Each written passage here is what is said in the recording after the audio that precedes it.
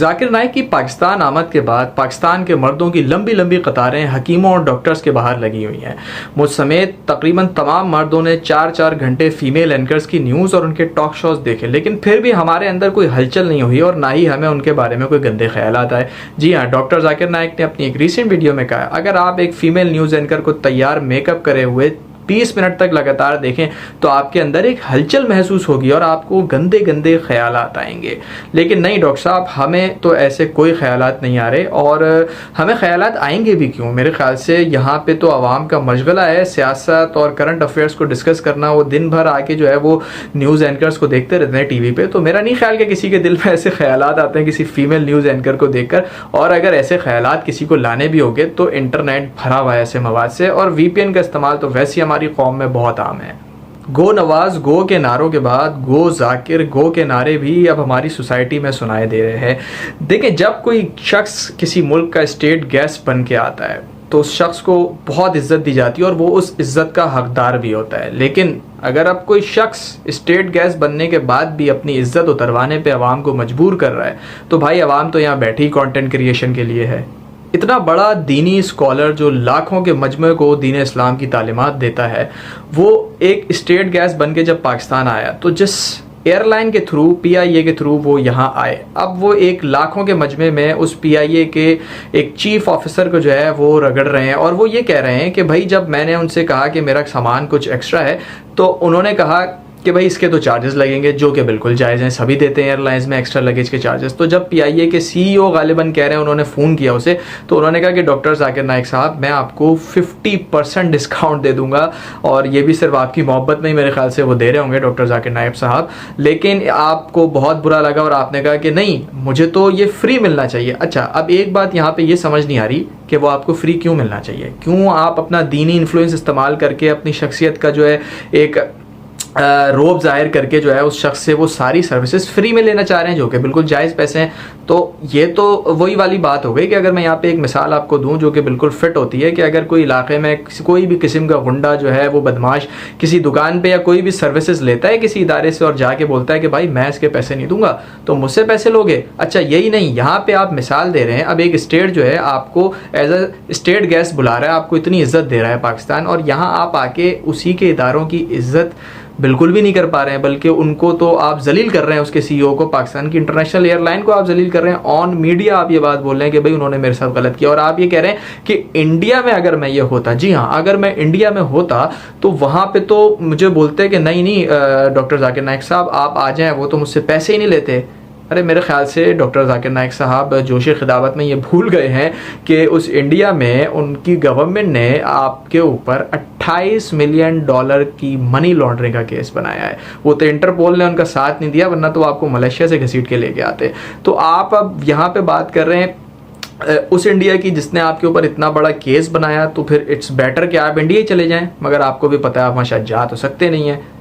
जब जाकिर नाइक लाखों के मजमे से खिताब कर रहे थे और लोगों के सवालात सुन के उनके जवाबात दे रहे थे, तो एक पश्तो लड़की ने जाकिर नाइक से एक सवाल किया। सवाल का मफहूम मैं आपको बता देता हूँ। उस लड़की ने कहा कि डॉक्टर साहब, मैं जिस इलाके से ताल्लुक़ रखती हूँ, जिस ज़िला जिस कबीले से ताल्लुक़ रखती हूँ, वहाँ पर बड़ी जो है वो इस्लाम डोमिनेंट सोसाइटी है हमारी, यानी कि वहाँ पर लोग शलवारें टखने से ऊपर रखते हैं और सभी बाशरा होते हैं, दाढ़ी रखते हैं और नमाज 5 वक्त की पढ़ते हैं, रोज़ा रखते हैं। लेकिन इसके बाद भी उस लड़की ने कहा कि हमारे यहाँ बच्चों के साथ जिना करना, सूद, नशा और इस किस्म की वाहियात जो गुनाह है वहाँ के लोग इसमें शामिल हैं। तो ये कैसे हो सकता है कि जब एक इस्लामी माशरा है जहाँ पे इस्लाम, और उसने ये भी कहा कि वहाँ पर हफ्तावार जो है वो दावत अल्लाह के तौर पे लोग निकलते हैं और औरतें घरों से बाहर नहीं निकलती हैं। मतलब बड़ा ही इस्लाम जो है वहाँ पर नाफिज किया हुआ है, सो कॉल्ड मैं कहूँगा। ठीक है, तो वहाँ पर इस किस्म के गुनाह कैसे हो रहे हैं? तो बजाय इसके कि जाकिर नाइक साहब इस बात को समझते और उस बच्ची के सवाल को समझ के कंडेम करते कि जी बहुत ही गलत बात है कि वहाँ के लोग अगर ज़ाहरी तौर पे अपना ये दीन दिखा रहे हैं कि वो इस्लाम को अपने ऊपर तारी किए हुए हैं, और बिहाइंड द स्क्रीन जो है वो जाकर इस किस्म के गुनाहों में जो है वो पड़े हुए हैं कि भाई वो बच्चों के साथ जिना हो रहा है, नशा हो रहा है और सूद चल रहा है और इस किस्म के जितने भी बड़े बड़े गुनाह है। तो मगर जाकिर साहब ने यहाँ पे ऐसा कुछ नहीं किया। उन्होंने क्या किया, उन्होंने पहले ये कहा कि बेटा आपके तो सवाल में ही जो है ना तजाद हो रहा है, यानी कि कॉन्ट्रडिक्ट कर रहा है। आप एक जगह कह रही हैं कि इस्लामी जो है माशरा है हमारा, और दूसरी जगह कह रही हैं कि वहाँ पर बच्चों के साथ जिना इतना बड़ा गुनाह कबीरा हो रहा है। तो ये तो हो ही नहीं सकता। जाकिर नाइक के मुताबिक अगर इस्लामी माशरा होगा तो वहाँ बच्चों के साथ जिना नहीं हो सकता। क्या मतलब, अगर इस्लामी माशरा होगा तो वहाँ बच्चों के साथ जिना नहीं होगा। ठीक है भाई, सही है। तो ये क्या हो रहा है, ये इस्लामी माशरा नहीं है जहाँ पे ये हो रहा है, ये तो हकीकत है। इतनी न्यूज़ आ रही है अखबार में, हर दूसरे दिन जो है वो सोशल एक ना एक इशू उठा हुआ होता है कि भाई उस इलाके में किसी छोटे बच्चे के साथ जिना हो गया, इवन बच्चों की जान चली जाती है। और बहुत सी न्यूज़ हम सब ने देखी है, मैं किसी का नाम नहीं ले रहा, मगर बहुत सी न्यूज़ आप सब ने देखी है। तो आपको तो कंडेम करना चाहिए था। सीधा सीधा इस बात का जवाब ये था जाकिर नाइक साहब कि नहीं बेटा ये बहुत गलत हो रहा है। अगर लोग इस्लाम का लिबादा उड़ के ऐसी हरकत में मुलव्वस हैं तो हमें बिल्कुल जो है ना उन्हें यहाँ पर तनकीद का निशाना बनना चाहिए। लेकिन नहीं, मुझे तो समझ ही नहीं आ रहा कि ऐसी कौन सी दुखती रग पे हाथ रख दिया था उस बच्ची ने, जाकिर नाइक की, कि उन्होंने उस लड़की ही को ये कह दिया कि बेटा तुम्हें तो माफी मांगनी चाहिए और तुम्हारा तो सवाल ही बिल्कुल गलत है। ऐसा हो ही नहीं सकता कि इस्लामी माशरा है और वहां पे बच्चों के साथ जिना हो रहा है। तो भाई वो ये थोड़ी कह रही है कि ये इस्लाम में जायज है या नाजायज है, और ये तो इस्लाम में जायज करार थोड़ी ना दे दिया। वो तो ये कह रही है कि मुझे तो खुद समझ नहीं आ रहा, जब जाहिरी तौर पर इस्लामी माशरा है, वहां पर इतनी जो है वो नमाजी पाबंद मर्द हजरात हैं, ख़वातीन को पर्दे में रखा हुआ है और जी दावत के लिए लोग निकल रहे हैं, तो वहाँ पर इतना बड़ा बच्चों के साथ ज्यादती का गुनाह कैसे हो रहा है। तो आपको तो सवाल सुन के उसको ये जवाब देना चाहिए था कि भाई ऐसा नहीं होना चाहिए, बजाय इसके आप तो उससे ये कह रहे हैं इन दी एंड कि बेटा तुम माफ़ी मांगो और अब मुझे तुम्हें कोई जवाब ही नहीं देना। बहुत ही, मैं समझता हूँ बहुत ही फजूल हरकत थी, बहुत ही, मेरे ख्याल से उनके पास इस बात का कोई जवाब ही नहीं था। ठीक है, और हर देखने वाले को समझ आ गया कि जब इंसान के पास कोई जवाब नहीं होता तो वो ऐसी जो है ना वो इधर उधर रास्ता देख के वहाँ से भागने की कोशिश करता है। ये कह रही हूँ कि वही पीडोफाइल मस्जिदों में भाई जाते हैं, वही बहन pedophile। आपने सवाल पूछा, अब जरा आप खामोश रहेंगी? आपने सवाल खत्म हो गया ना? मेरा जवाब सुनना चाहती क्या नहीं आप? जी सर। आप सुनना चाहती क्या नहीं? जी सर। तो आपका सवाल खत्म। जी सर। अभी मेरा जवाब सुनिए। आपने जो सवाल किया मेरे हिसाब से कॉन्ट्रडिक्शन है। आपने कहा मेरा माशरा बहुत इस्लामिक है और मेरे माशरे में पीडोफाइल है, दोनों में टकरार है। कोई भी इस्लामिक माहौल में पीडोफाइल हो ही नहीं सकता। मेरा माशरा बहुत इस्लामिक है, पीडोफाइल है। पीडोफाइल मतलब बच्चों के साथ जिना करना, हो ही नहीं सकता। कौन से इस्लामिक किताब में लिखा हुआ है? कुरान मजीद में लिखा है? कौन सा चैप्टर है, कौन सा वैसे का पीडोफाइल करना चाहिए? कौन से हदीस में लिखा है?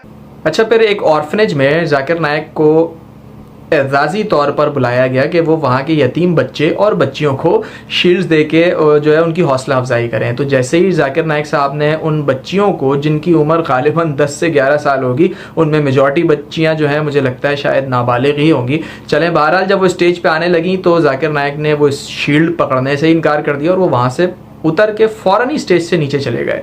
ये बड़ी मायूब हरकत थी। मतलब इसमें बहुत जो है ना, मैं समझता हूँ कि उन्होंने दिल आज़ारी करी है उन यतीम बच्चियों की कि जिनको वो सिर्फ शील्ड देनी थी। अच्छा, अब उनकी तरफ से जी रीजनिंग इसकी ये आई है कि वो नामहरम बच्चियाँ थीं। अच्छा ठीक है, मान लेते हैं, चलें, अगर आप कह रहे हैं नामहरम बच्चियाँ थी, सही है जी, नामहरम बच्चियाँ थी, लेकिन वो तो बहुत कम उम्र बच्चियाँ थी और बाकायदा स्कार्फ भी पहनी हुई थी। अच्छा, तो उनके साथ ऐसा क्या अमल करना था कि जी वो आप उसमें शरा को बीच में ला रहे थे? उन्हें तो एक शील्ड देनी थी। चलें, अगर समझ आता, आपने उन्हें हाथ मिलाना होता, उनके सर पे हाथ रखना होता, तो अब समझ आता कि जी आप नामहरम कम उम्र बच्चियों तक को भी टच करना नहीं चाह रहे। लेकिन वो तो एक शील्ड थी ना, मतलब एक तरफ से आप पकड़ते और दूसरी तरफ से वो यतीम बच्चियां उस शील्ड को पकड़ती और वो बस तकरीब खत्म हो जाती और आप चले जाते। मगर जी वो नामहरम बच्चियों को शील्ड देने में तो उनको ना हाथ टच हो रहा था, ना कहीं से आप उन्हें देख रहे थे, तो आप उनकी तरफ भी ना देखते, आप सामने देखते रहते और आप उन्हें शील्ड पकड़ा देते तो मामला खत्म हो जाता। लेकिन आपने बोला कि वो नामहरम बच्चियां हैं तो मैं उन्हें शील्ड भी नहीं दूंगा।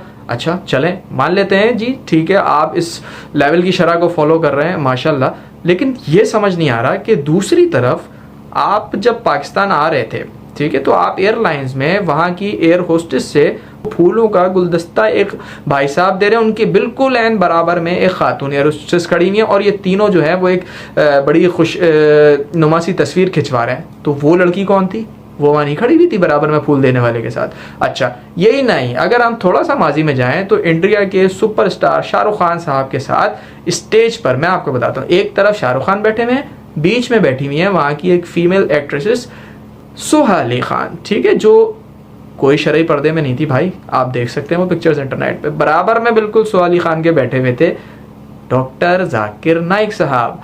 उस वक्त वो नामहरम और महरम वाला कॉन्सेप्ट कहाँ चला गया था, मुझे समझ नहीं आया। वो यतीम बच्चियों को देने में तो आपको महरम और नामहरम का जो है वो फ़लसफ़ा याद आ गया, लेकिन वहाँ सोहा अली ख़ान के बराबर में बैठते हुए तो मेरे ख़्याल से मामला थोड़ा सा रंगीन था। मैं क्या कह सकता हूँ अब इस पर। तो ये बात मुझे बिल्कुल जो है ना कॉन्ट्रडिक्ट कर रही है, मतलब कौल व फ़ेल में तज़ाद जिसे कहते हैं ना, वहाँ के आप यतीमों को तो बच्चियों को शील्ड देने में भी नामहरम कह रहे हैं और वहाँ एयर होस्टेस के साथ तस्वीरें खिंचवा रहे हैं। तो ये भी बता दीजिए कि वो जहाज़ में क्या वहाँ ख़वातीन नहीं थी जिनके साथ आप तस्वीर खिंचवा रहे थे? क्या उन ख़वातीन एयर होस्टेस ने जो है आपको कभी खाना नहीं दिया होगा, आपको पानी नहीं दिया होगा या आपको चाय नहीं दी होगी? किस किस्म की बात है। और दूसरी जानिब आप ये कह रहे हैं कि जी 20 मिनट तक अगर देखें तो हमारे दिमाग में गंदे गंदे ख्यालात आने लगते हैं किसी फीमेल एंकर को देखकर। तो वो अजीब सी बात है, यानी कि आपके दिमाग में गंदे ख्यालात आ रहे हैं, छोटी बच्चियों को आप शील्ड नहीं दे रहे और आप एयर होस्टेस के साथ तस्वीरें खिंचवा रहे हैं, सोहा अली ख़ान के आप बराबर में बैठे हुए हैं। तो करना क्या चाह रहे हैं? मुझे तो लग रहा है जाकिर नाइक साहब खुद ही कंफ्यूज हैं और शायद मुझे ऐसा लगता है उन्हें यहाँ आने से पहले ये अंदाज़ा था कि यहाँ पे जो लोग इस तरह का इस्लामी अपने ऊपर लिबादा ओढ़ के या इस किस्म की कंजर्वेटिव थॉट्स को जो है वो उनका प्रचार करते हैं, तो वो बड़ी जो है ना लोगों में मकबूलियत हासिल होती है उन्हें इस चीज़ से कि अरे देखा वो तो भाई नामहरम बच्चियों तक को नहीं दे रहा, मगर भाई फिर वो जो है ना बराबर में बैठता नहीं है इंडियन एक्ट्रेस के, वो एयर होस्टेस के साथ तस्वीरें नहीं खिंचवा रहा होता।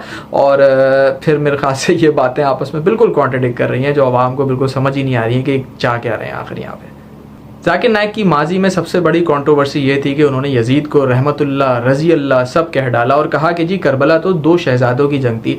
अब यहाँ पर ये देखा गया कि जब आपको एज अ स्टेट गेस्ट बुलाया गया तो पाकिस्तान के जो इस वक्त एक्टिंग गवर्नर हैं सिंध हैं जनाब कामरान टेसोरी, तो बड़ा ही अच्छा उन्होंने ख़िताब में कहा जहाँ पर वो उन्हें कोई शील्ड्स वगैरह एजाज़ी डॉक्टरेट की शायद दे रहे थे जाकिर नाइक साहब को। तो उन्होंने उस ख़िताब में पहले तो ये कहा कि जी शहज़ादा तो सिर्फ़ एक ही था और जो है ना यजीद तो था ही ज़िल्लत और रुसवाई पे, और वक्ती तौर पे उसे अगर कामयाबी मिल गई तो कामयाब तो मगर फिर भी इमाम हुसैन ही हुए और हमारे सर का ताज हैं और कोई अपनी बच्चे का नाम यजीद तक नहीं रखता। उन्होंने यजीद को इतना पलीद और गिरा हुआ उस वक्त साबित कर दिया था, लेकिन सामने आप बैठे हुए थे और आपकी नज़र में तो यजीद शहज़ादा है। तो मेरे ख्याल से इतनी ज़िल्लत और रुसवाई आपको काफ़ी मिल चुकी है अहले बैत के दुश्मनों की हिमायत करने में। और माजी में देखा गया कि जितने भी लोग अहले बैत के दुश्मन और जितने भी उनके कातिल हैं उनको अगर डिफेंड या उनके लिए अपने दिलों में सॉफ्ट कॉर्नर रखने की कोशिश करते हैं तो वो हमेशा जो है ना ज़िल्लत और रुसवाई ही उनका मुक़द्दर बनी है। और वादा अल्लाह का है और उसकी मिसाल हमने देखी कि जो शख्स तख्त पर बैठा था जिसे हम यजीद कहते हैं, तख्त पर बैठा था, तख्त का मालिक था, लेकिन आज पूरी दुनिया में कोई मुसलमान अपने बेटे का नाम यजीद रखने के लिए तैयार नहीं है। और जो तख्तेदार पे थे इमाम हुसैन और इमाम हसन, आज उनकी मोहब्बत में लोग अपनी औलादों का नाम रखते हैं और आज जो मकाम और जो इज्जत अल्लाह ने उन्हें दी, ये कहते हैं अल्लाह का निज़ाम कि जिसे अल्लाह चाहे इज्जत देता है। आपको अल्लाह ताला ने बहुत इज्जत दी है, हम आपका शुक्रिया अदा करते हैं कि आपने पाकिस्तान आए, इंतखाब किया, हमारे लिए काबिल इज्जत और आप एहतराम हैं। अगर फिर भी कोई आपके इज्जत और इकराम में गलती हो गई हो तो मैं इस स्टेट का, इस सूबे का आईनी सरबराह हूँ, हेड ऑफ द स्टेट हूँ, मैं आपसे माजरत चाहता हूँ। शुक्रिया। एक्चुअली जाकिर नाइक की जो मकबूलियत है ना वो तकाबले अदियान के मुबाहिसों में बहुत ज़्यादा है। अब यहाँ आके वो मुसलमानों को जब वो उस तरह से दीन सिखा रहे हैं और यहाँ के बच्चे, मैं तो कहूँगा कि कोई मौलाना तो सामने या बैठा ही नहीं, कोई मुफक्किर या कोई बहुत बड़ा स्कॉलर या उल्मा तो बैठे नहीं जाकिर नाइक के सामने। छोटे यंग टीनेजर्स बच्चे और जो जिन्हें यही नहीं पता कि भाई एक बच्चा कह रहा है कि मैं तो शायद मुझे लग रहा था मैं एथीस्ट हो गया हूँ, तो वो तो भाई पहले दीन इस्लाम पे था, उस बच्चे को इतना ही नहीं पता था। ऐसे बच्चों के सवालात को सुन के जाकिर नाइक साहब अगर कंफ्यूज हो रहे हैं और उनकी बातें कॉन्ट्रडिक्ट कर रही हैं, तो अगर सामने कोई पढ़ा लिखा आलिम बैठ गया किसी फ़िक़्हे का, तो वो मुझे नहीं पता कि फिर जाकिर नाइक साहब की बातों में मज़ीद कितना तज़ाद जो है ना वो हमें नज़र आने लगेगा।